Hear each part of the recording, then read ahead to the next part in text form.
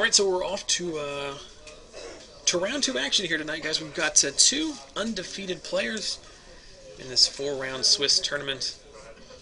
On the right is Stream Regular Garrett Meadows, and he's piloting a red, white, black, and mid-range deck, a Blood Baron of Viscapa deck, also playing Desecration Demons, Boros Reckoners, a metric ton of removal, a lot of just general good cards. We might see a turn 3 Reckoner here, and that is in fact what we do end up seeing off of the white-black Scry land, a Guildgate, and an untapped Sacred Foundry.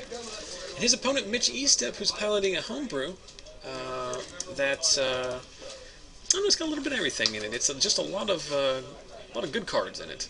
It's more of a mid-rangey deck. It does have an Aetherling in it, but it's just got some good creatures in it. Fiendslayer Paladin. It's got a couple copies of Unflinching Courage. So it's halfway aggro, halfway not. It's playing, as we see in Elvish Mystic. Looks like Mitch is stuck on 2 lands, which is never good. But Mitch doing what everybody's doing at this time of the standard format, which is just trying to figure out where he wants to be. So just loading up the deck with good cards, seeing what works. So Garrett living the dream, a turn 3 Reckoner followed by a turn 4 Reckoner. And Mitch does find his 3rd land. No blue mana yet, but does untap with access to 4. You're going to see a Fiendslayer here.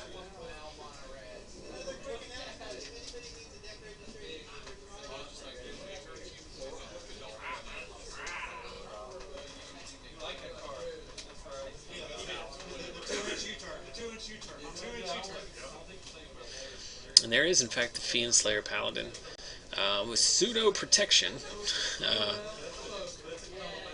First strike, lifelink, and can't be targeted by all of the spells in Garrett's deck, basically.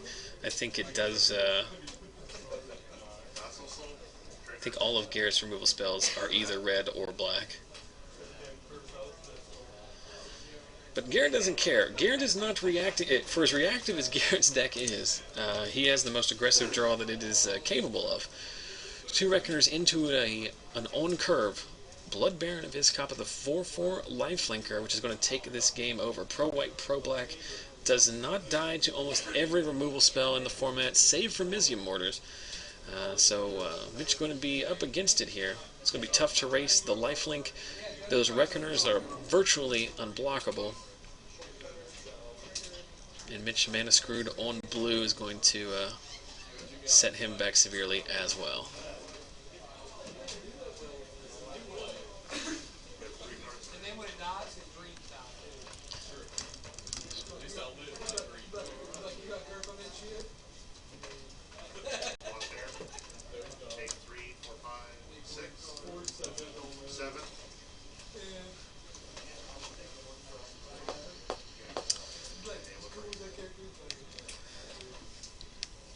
Well, good grief, I don't know what that card is, guys. So another 3-drop here from Mitchell. I don't know what it is, but it's going to get Dreadboard. Fabled Hero hits the bin. 2/2 double strike that has a heroic +1/+1 trigger. Someone is screaming out there about the Commander game coming.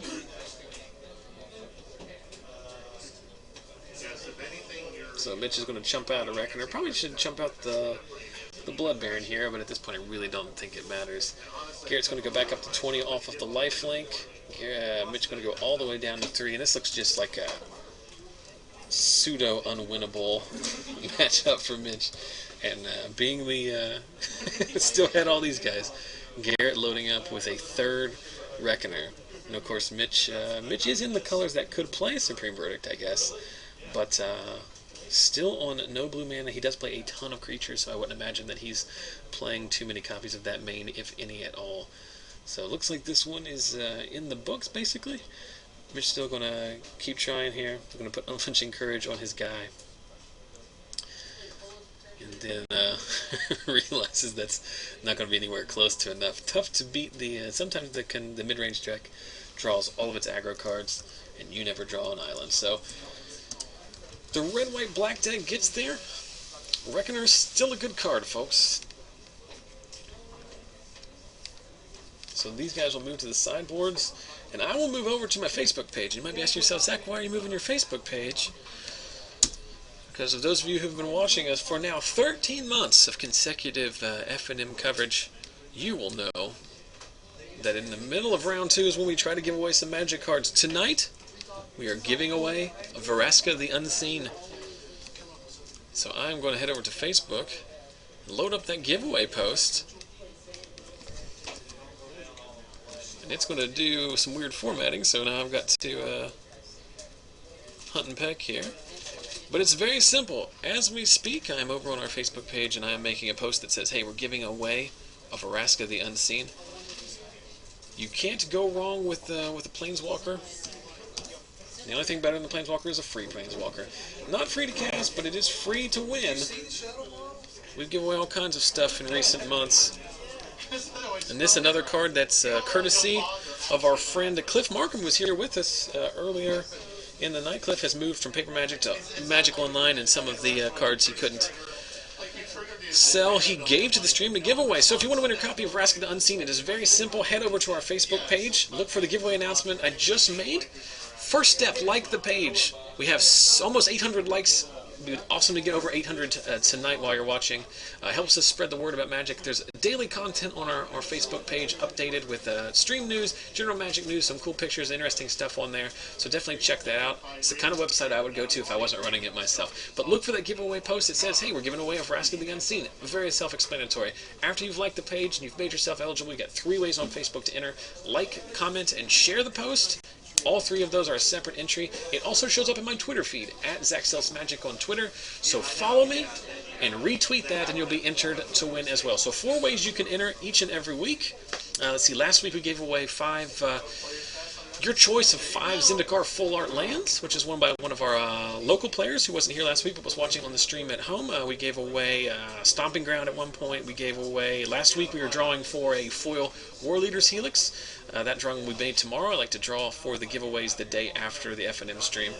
So as long as you like our Facebook page, you'll see the announcement, and then I'll get in touch with you and send you your freebies. While you're doing that, might as well just follow us on our various forms of social media. We've got 160 people watching tonight. We appreciate you checking us out. And if you enjoy what you're seeing and think you might like to watch more in the future, then definitely follow us on Twitch. Click the follow button below and to the left of the video window. That will used to always send you an email anytime we went live, but I think they may have changed their subscription process, so that doesn't happen anymore. But either way, it will show up in your channels there. We do a weekly FNM stream, 6:30 p.m. Eastern in the U.S. each and every week, as well as other events on the weekends, depending upon availability, including pre-releases and that sort of stuff. We already mentioned our Facebook page and my Twitter account, but also everything that we ever record, including tomorrow's 2013 State Championship here in West Virginia, will go up on our YouTube account, youtube.com/ZachSellsMagic. The username for all of that stuff is ZachSellsMagic. So check us out if you get a chance. Help us spread the word.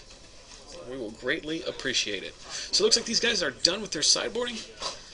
Mitch going to be on the play here, trying to draw equal in this round 2 feature match. Looks like Garrett sitting back for a fresh 6. Let's see what's going on in the chat. Robert Troyd says Vraska is his favorite 5-mana Vindicate. Well, I mean, beggars can't be choosers. I prefer the 3-mana Vindicate, but they haven't printed it. I got this giant car ad here in the way, so I'm going to close that so I can get more of the chat on the screen. Some regulars in the chat. We've got Briosa Freak Joel watching from Portugal. So thanks for staying up late. Thanks for the birthday wishes. We've got Platypus watching. I think I saw a Tat Mailer sighting earlier. The name of the Facebook page. That is a good point. Go over to our Facebook page at facebook.com/ZachSellsMagic. If you just type in the username ZachSellsMagic to any internet social media, you will be able to get in touch with me. But it is facebook.com/ZachSellsMagic. If you go to ZachSellsMagic.com, it will redirect you there.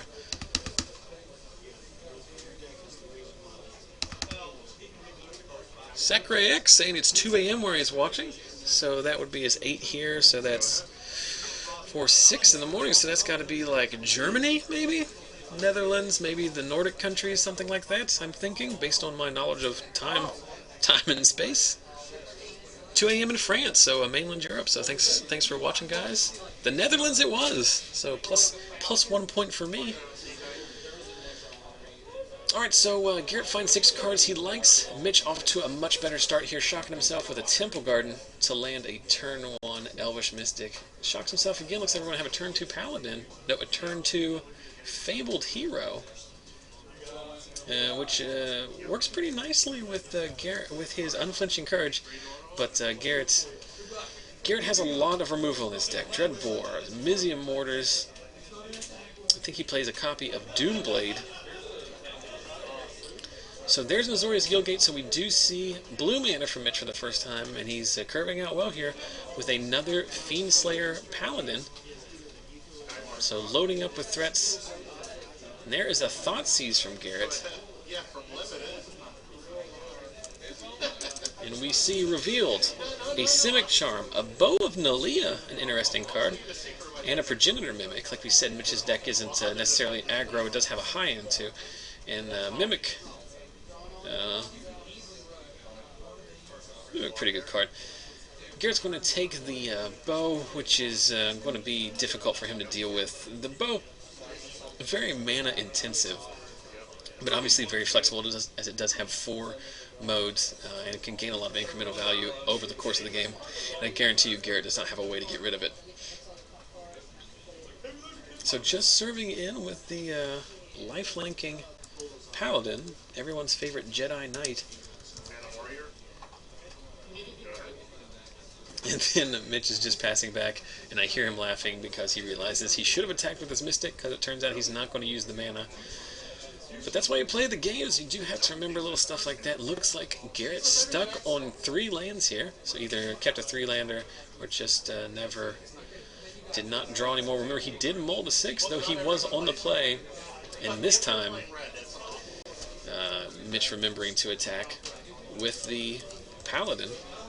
Paladin's going to be tough for Garrett to deal with. He has to Mortars it, and since he used a Mortars on the Fabled Hero earlier, I wonder if he's going to... oh, he can't Mortars it, I'm sorry.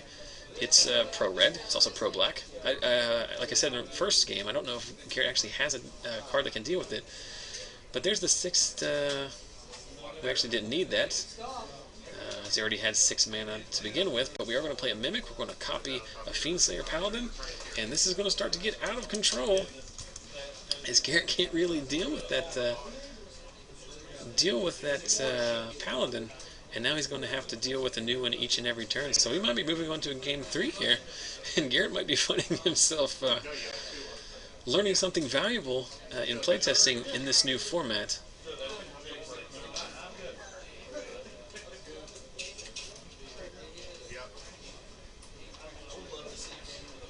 Chat mentioning Wear Tear. That is a card that is seeing some play in sideboards. I think it's actually seen play in Modern and Legacy as well. It is a legitimate answer to some of these situations, but I can almost guarantee Garrett did not side that in, and I don't know if he has it in his deck. So Mortars is going to take out an Elvish Mystic just to kind of stem the tide. There is another Fiendslayer Paladin off the Progenitor Mimic trigger. Blue-green Skyland. Mitch is going to shove it to the bottom.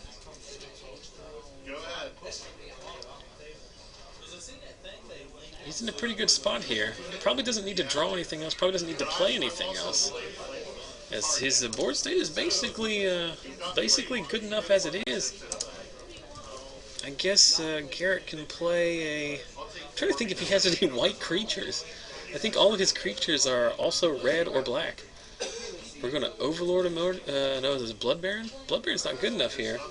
I don't think anything is good enough here, but Garrett shocking himself with a Sacred Foundry, which signals a 5-drop. But Blood Baron can't block either of the two Fiendslayer Paladins, and that should be good enough. There's Anger of the Gods. Oh no, that will work. Anger of the Gods should clear this board. Unless the Mitch has a removal spell. Garrett may have found a way out of this. Or a counterspell, I should say. And there's Civic Charm to make it a 4/4. And so the chain would keep going. So Garrett just at 2. No way to deal with that Fiendslayer Paladin other than Anger of Gods. So Garrett does have an out to those pro creatures. It does not have actual protection. It just has can't be targeted by red or black spells. So Mitch's good stuff that gets there. The only blue cards we saw, Simic Charm that won him the game, and the Progenitor Mimic that got him there quickly. So some pretty interesting stuff out of this Bant deck. Like I said, it is Mitch's just homebrew, and I think he's just testing out some cards to see how they fit together. But fun to watch. Always fun to have an endless stream of nearly unkillable creatures against your control opponent. So interesting stuff here as we break into new standard. Seeing some cool decks. If you missed round 1, we did have Alec Myers pounding a red-black aggro deck. Not a very good matchup against the blue-white deck that his opponent was piloting, but some pretty cool interactions. Basically just the Aristocrats deck, but losing the red and the green depending upon which build you were playing, and adding in some more aggressive creatures like Soldier of the Pantheon, Daring Skyjack, Imposing Sovereign. We also saw pretty standard blue-white decks out of both Adam Vickers and Jonathan Wright. We also saw a mono-red deck, which we expect to see a lot of here in at least the next weeks and tomorrow at States 2013. Someone put a... I don't know what that was. Some kind of magazine or romance novel in front of the camera.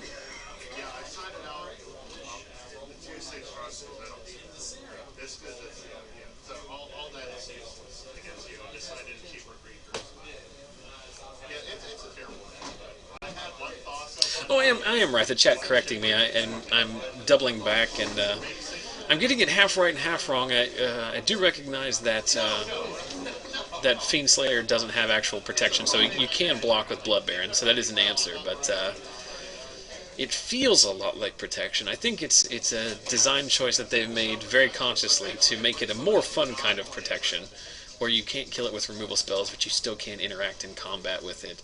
So I'm on board with that. But thanks for pointing that out, guys. I was wrong there. And if that's the only thing I screw up tonight, it will be a modern miracle. So Garrett starting on Rakdos Guildgate, and Mitch in turn playing the blue-green Scryland. Garrett follows up with another Guildgate. This is a pretty good example of the mana bases that we have to deal with now. We did lose Buddy Lands, and we are... Yeah, it's empty. Hey, buddy. Hey. The mana base is a lot worse now, simply because there aren't as many dual lands, and the ones you have to play all come into play tapped for the better part. And Garrett just going to play a Sacred Foundry tapped here, too, under no pressure, as Mitch only has a Ratchet Bomb, which looks like the M14 Buy a Box promo Ratchet Bomb. It blows up all converted mana costs that and +1, so just so you know, because it's a promo.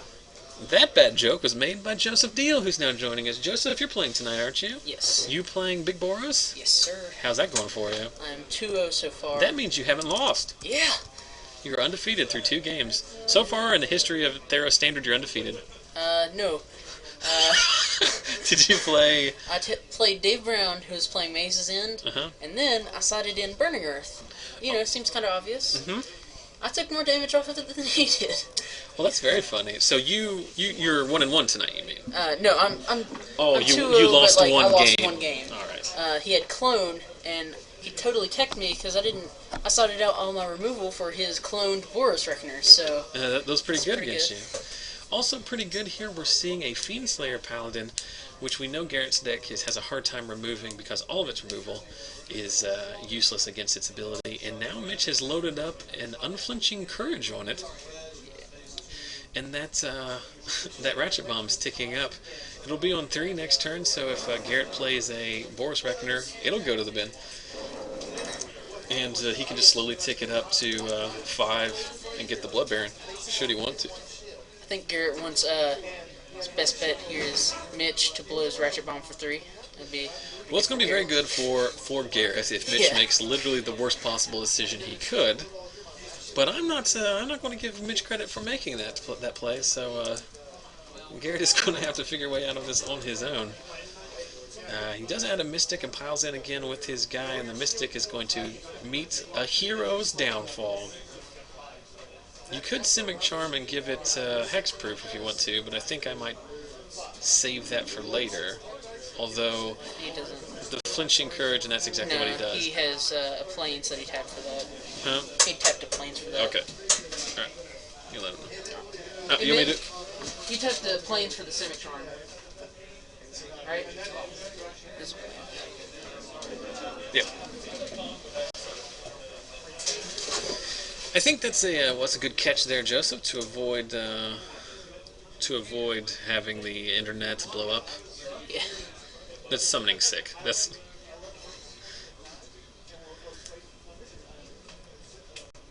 Yeah, we got there eventually. See, then what happens there is the exact same thing I was thinking is what I think Mitch is thinking, is that he has lands that can produce blue and green, so he can cast Simic Charm. Yeah. But Garrett goes right up to 6, does not play any spells except for one removal spell on an almost irrelevant elf. Yeah.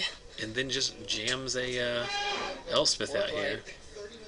He's going to clear the board because thanks to the Unflinching Courage, it does have a 4 power. And Elspeth's -3 is Retribution of the Meek. I bet you didn't even know that was a card. No. That does exactly what Elspeth's -2 does. Blows up all creatures 4 bigger. It's from Visions, I think. I think I've seen that. Somewhere. It's actually played. Some Maverick decks actually play it because it's very good against like Reanimator. Yeah. And Emrakul decks. Yeah. Not that Emrakul ever really sticks around, but it's a one-of sometimes in those.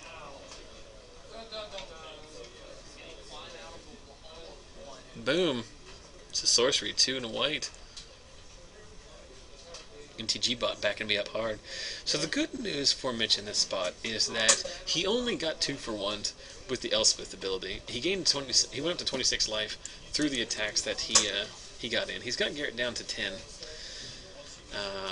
and he's got that Ratchet Bomb that's it's 1 turn away from blowing up Elspeth. So at least he's got an out to this situation. He's going to be facing down 6 1/1s though, because Garrett's going to at least be able to activate Elspeth 1 more time. But it's much better than being in the situation where you have no outs to Elspeth and an empty board and can only interact with it through the combat step.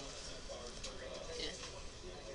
The thing at the top left that the chat is asking about is a Ratchet Bomb, which is the promo Ratchet Bomb, I believe, which is ticked up to 4.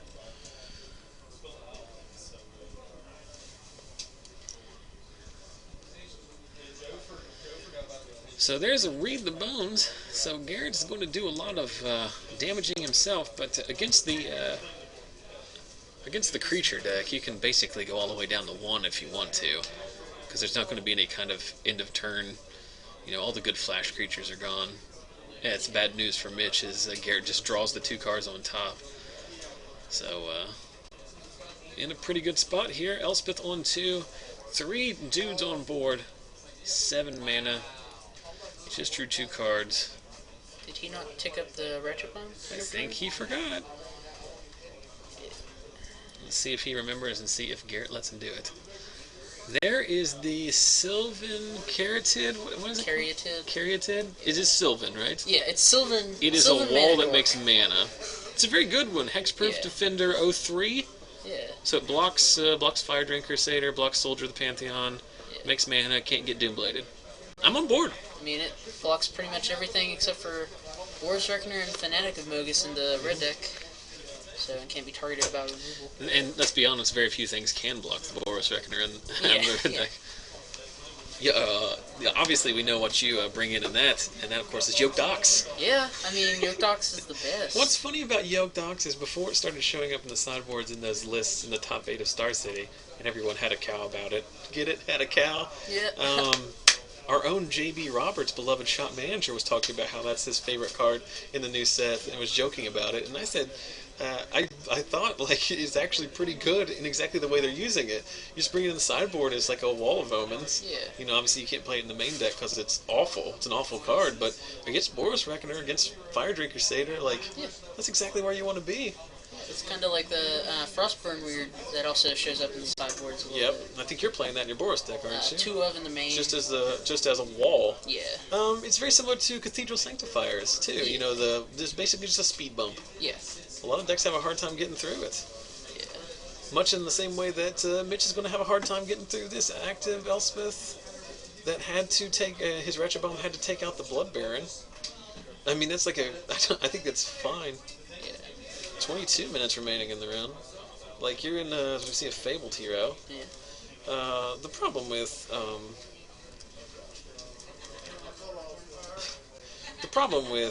using your Ratchet Bomb in that spot is that it doesn't matter what you do with your Ratchet Bomb, you're in a bad spot. Yeah. Simic Charm, giving it Hexproof, saving the Fabled Hero, so it's going to get Heroic and get a trigger. Don't know what was going on there. It should have gotten a counter, shouldn't have? And Garrett was reaching for the dice. And then Mitch made some kind of signal, which maybe he's saying he missed it, so it's his fault, or I don't know. Maybe. I appreciate the honesty. I am the captain of Team No Takebacks. Yeah. You're not going to learn unless you make mistakes. So Garrett swings in with all of his guys. 5 of it get through. We do know that Mitch is going to have a few turns here because he did gain some life, but Garrett's just slamming another Bloodlord, or Blood Baron. Why do I call it Bloodlord? Is there another card called Bloodlord? Bloodlord of Visigoth or something? No. I just made that up? Yeah, there is. It's a 5-drop vampire that it like gives all your vampires Bloodthirst 3 from M12. I remember that because... Now we're getting clarification from the chat that Scimitar doesn't target. The way it reads is that all of your permanents gain hexproof, so that will not trigger heroic. So that's an example of Mitch knowing the cards he's playing better than me, randomly sitting in the closet talking about them over the internet.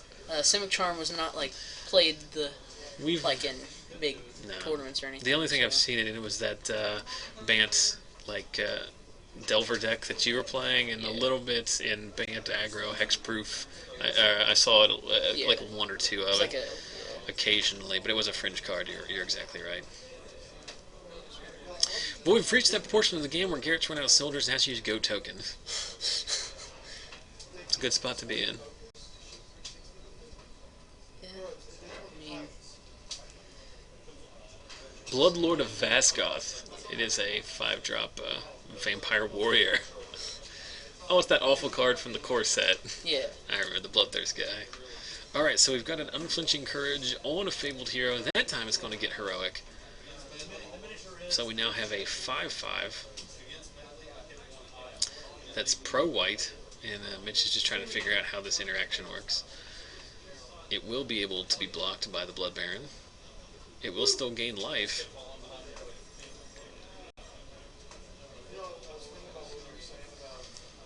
So what are we doing here? We're going to redirect, I think. Yeah, he's attacking the Elspeth and tramples for 6. How does that work? What was the Elspeth on? 4. So that's 1, 2, 3, 4, 5? He has to assign 4 damage to... No? How does he that work? assigns 4 to the Blood Baron, and because it has double strike, it goes over for 6. Because it's a 5/5. Right? It has double strike. What gives it double strike? It's on the card. Oh, Fabled Hero has double strike? Yeah. I'm a moron, Joseph Deal. Yeah. I'm not sure how that works out, but I know Garrett understands his rules, so I'm going to assume all of that was kosher. That card seems pretty good with Unflinching Courage on it. Yeah. And a fresh Ratchet Bomb on 0 clears out Garrett's tokens, but he's still going to have that active Blood Baron. Yeah. Which Mitch can race that. except for that Dread War, which he can now not reset.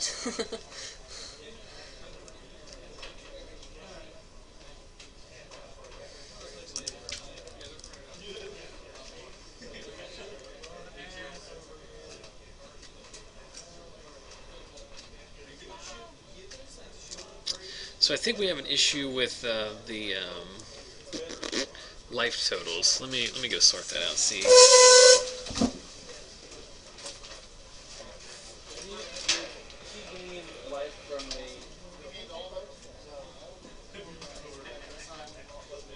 Yeah, but it's pro-white, so you don't gain the life that it wants.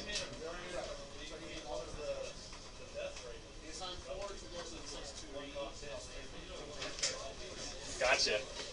You guys got it right. The chat was wrong. Yeah, they got the life totals right. It's pro-white, so you assign 4 to it, and then 6 tramples over, so he gains 6 life, and the 4 he didn't gain. Meanwhile, Garrett has opposite that. I left for half a second, and then Garrett is winning this game. And you even went to see Garrett. Yeah. He only gained 6. That's what they said. He only gained 6 life. So if you're arguing that he should have gained 6 life, then you are arguing on the right team. Look at that, Selesnya Charm exiling Ozadat, so where you're telling me there's a chance here.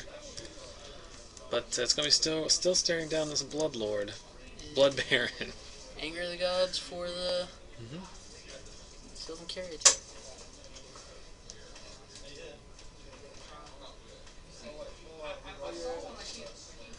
I guess the question is, people are asking is, do you have to assign it lethal damage both during the first strike and the regular combat phase? And the answer to that is no. Once you've assigned lethal damage to it, here's an interesting thing: if it had death touch, you would only have to assign 1 damage to it, and then it can trample over. Pro. Yeah. Pretty cool. It is an interesting interaction though, because there's a lot of keywords involved in that attack step. There's redirecting damage and trample and double strike and protection and lifelink. Yeah. It's a lot of things on those cards. Meanwhile, the only card that matters right now is the Blood Baron, followed up by another Blood Baron. This is where I want to be in the standard format. I'm not saying it's good, but I just want to be playing Blood Barons. It seems really good. Like, I think blue-white decks are where you're going to really be up against, because they're still playing Verdict. Yeah, and they play. And you can block it with an Aetherling and blink it, but well, you can eat it with the Aetherling. It's a 4/5. Mm-hmm. And then they also play 2 Elspeths usually, and it's -3, so they have answered, kind of. So we're going to Selesnya Charm. You can't do what he's trying to do because it's pro-white. Yeah. I think Garrett's going to explain that to him. I'm telling you, Blood Baron is like... Hey, buddy. Blood Baron is very difficult to get rid of.